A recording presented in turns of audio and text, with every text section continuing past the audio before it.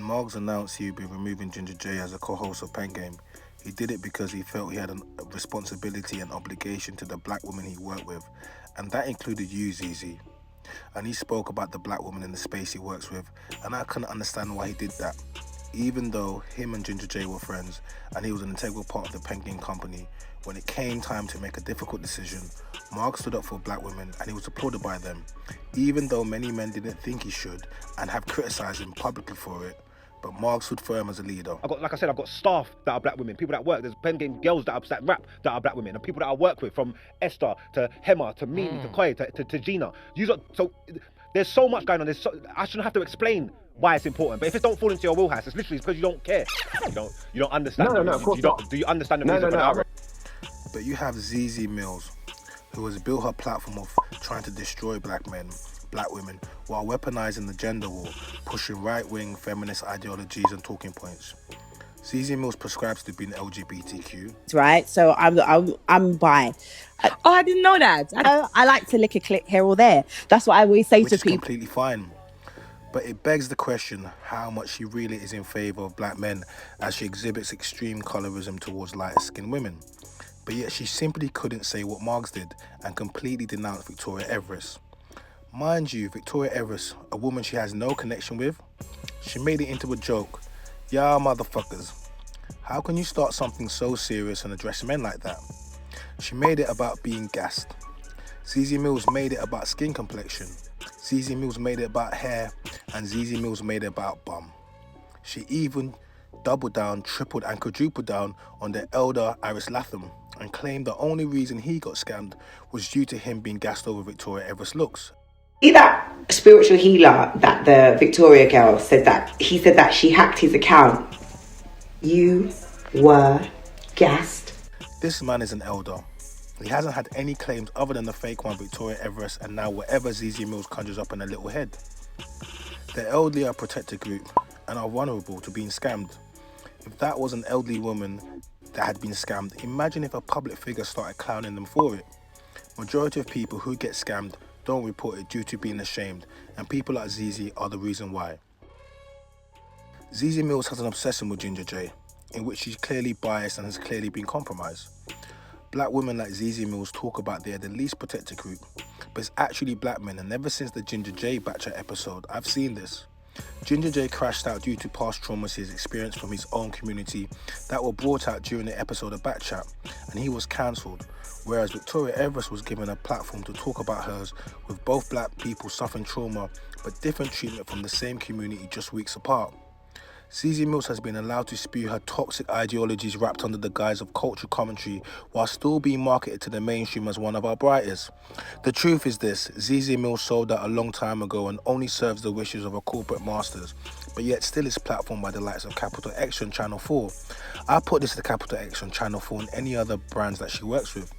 Any man that blamed the woman for being great would have been immediately deplatformed or handed in a letter of resignation, and a majority of men would support that. And if they didn't, they would be labelled misogynist and imply they support a grape against women.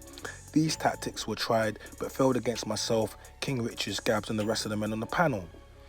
Zeze Millz, you clearly have forgotten your come up, screaming about not getting to a nightclub and made it about colorism, when it's not about skin colour or about how you look, but more about your disgusting attitude and lack of accountability. This is the real reason why you dislike Ginger Jay, because he was talking about women like you. He just didn't know how to articulate and triggered you. But I'm not Ginger Jay, Zeze Millz, and you need to be put in your place. And yes, that is far away from black men. I don't care what you've done and if Stormzy rates you, because over here, we rate Chip. Zeze Millz, it's funny how you look down on the podcasters like myself, even though we're coming up working with the same platform that gave you a voice. Big up Trend Central, especially Andy for working with me. I appreciate you guys. Men are tired, especially black men, of forever being told we are the bane of black women's problems. I see you, Zeze Millz, as an agent of destruction, sent to divide our community, and they're paying you nicely for it, so it's you that's become gassed. In truth, you have no original talking points. You regurgitate talking points and conversations without any prior research and can give opinions, but you cannot handle them, or others being able to debate them. The reason you don't like me is because I'm an articulate, well-spoken, confident, 6'2", dark-skinned African man, and my talking points remind you how far you are falling from where you should be. You can hide behind the career, the clothes, the social media, but behind all of this is an extremely insecure woman. In fact, you're a bitter baby mama, just without the children. And the bitterness comes out every time you speak about a topic, because unlike me, you do not seek to forge relations between a heavily broken diaspora. You seek to further push the agenda for those that want to destroy the nuclear black family and all that it represents. My name is China. I'm the Mynam's voice. Zeze, stay out of black men's. Actually, stay out of men's business altogether. Just like you tell us to stay out of women's hair, right? My name is China. I'm the Mynam's voice, and if you like this video, then make sure you like the video, you comment, subscribe to the channel, turn notification bell so you never miss an upload. Want to support the channel, hit us with a super thanks.